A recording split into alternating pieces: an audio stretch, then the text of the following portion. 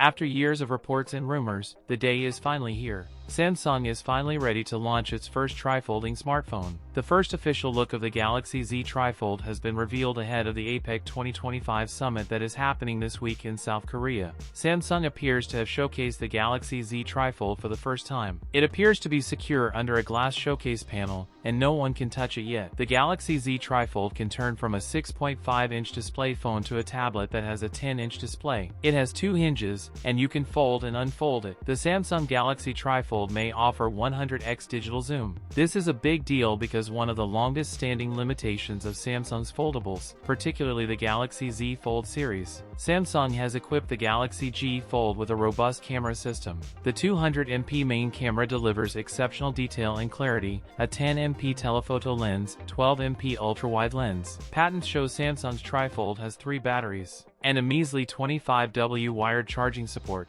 The phone is expected to be fully announced later this week, and it could go on sale sometime next month in select markets, including China and South Korea. It could launch in a few more markets at a later date. That's it for today's video. If you enjoyed it, don't forget to like, comment, and subscribe for more content. Thanks for watching, and I'll see you in the next one.